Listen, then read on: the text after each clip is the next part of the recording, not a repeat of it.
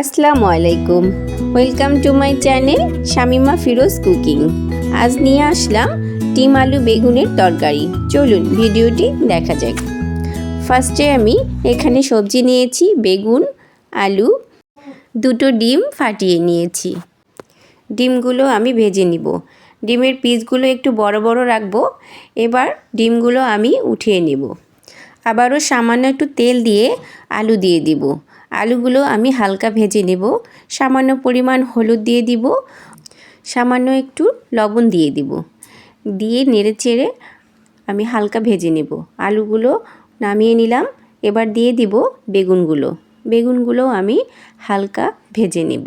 বেগুনগুলো হয়ে গিয়েছে, এবার নামিয়ে নেব।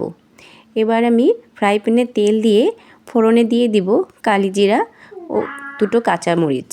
এবার দিয়ে দিব পেঁয়াজগুলো হালকা ভাজা হয়ে গেলে এর মধ্যে দিয়ে দিব টমেটো।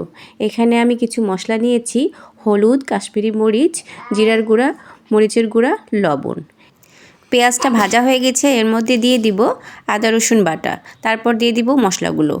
এগুলো নেড়ে চেড়ে সামান্য পরিমাণ পানি দিয়ে আমি ভালো করে মশলাটা কষিয়ে নিব।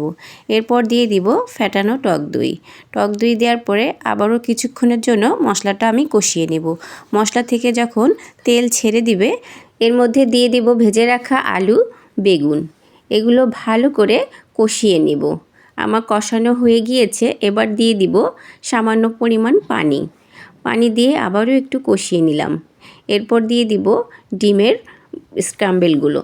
এগুলো নেড়ে চেড়ে আমি 5 মিনিটের জন্য ঢেকে দিব।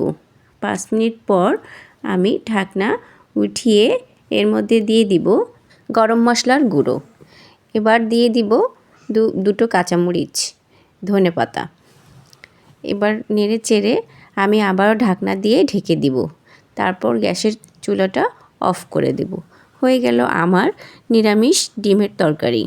আপনারা বাসায় অবশ্যই ট্রাই করবেন। আশা করি আপনাদের ভালো লাগবে। আসসালামু আলাইকুম। Bye bye.